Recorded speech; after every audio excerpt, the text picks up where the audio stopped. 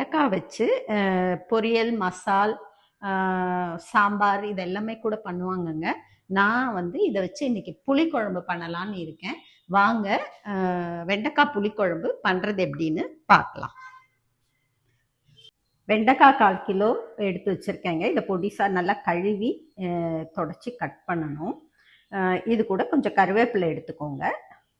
வெண்டைக்காவை நல்லா கழுவி எடுத்துக்கிடணுங்க. கழுவி எடுத்து தொடச்சி எடுத்துக்கணும், இல்லைன்னா காய வச்சு எடுத்துக்கோங்க. எப்படி வேணாலும் எடுத்துட்டு இந்த மேலே இருக்கிறத இந்த பார்ட் கட் பண்ணிவிடுங்க. கட் பண்ணிவிட்டு இந்த சைஸ்க்கு நம்மளுக்கு வந்து குழம்புக்கு கட் பண்ணி எடுத்துக்கலாங்க.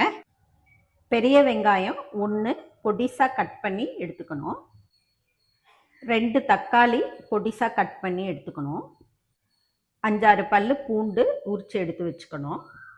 புளி தண்ணி கரைச்சி எடுத்துக்கணும். அது கூட கொஞ்சமாக வெல்லம் சேர்த்துக்கணும். 2 டீஸ்பூன் மொத்தப்பொடி, தனியா பொடி ஒரு 3 இல்லைன்னா 4 டீஸ்பூன் எடுத்துக்கலாங்க. கொஞ்சம் பெருங்காயம், கல் உப்பு கொஞ்சம் எடுத்துக்கிட்டாச்சு. 2 சில்லு தேங்காய், ஒரு 1/4 டீஸ்பூன் பொட்டுக்கடலை, 2ஐயும் அரைச்சி எடுத்துக்கணும். தேங்காய் உடச்சக்கல்லையோடு சேர்த்து இந்த கருவேப்பிலையவும் போட்டு அரைச்சி எடுக்கணுங்க.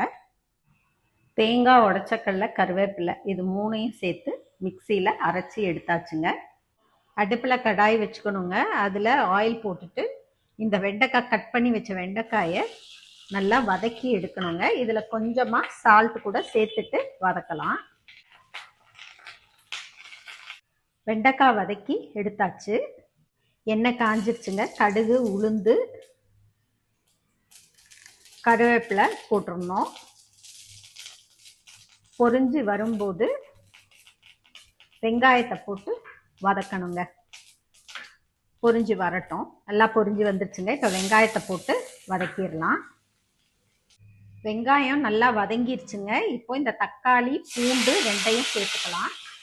சேர்த்துட்டு இதையுமே கொஞ்சம் நல்லா வதக்கணுங்க.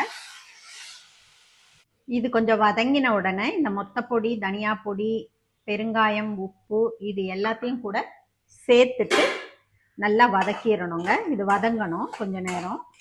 அடுப்பை குறைச்சி வச்சுக்கோங்க வதக்கும் போது. இது நல்லா வதங்கிருச்சுங்க. இப்போ இது கூட புளி தண்ணி சேர்த்துக்கணும். புளி, வெல்லம் கரைச்சி வச்ச தண்ணியை இதோட சேர்த்துடலாங்க. இது நல்லா கொதி வரணும். தேவையான அளவு கொஞ்சம் தண்ணி கூட சேர்த்துக்கோங்க. கொஞ்சம் நல்லெண்ணெய் சேர்த்துக்கோங்க. இது கூட விளக்கெண்ணையும் கொஞ்சம் சேர்த்துக்கோங்க.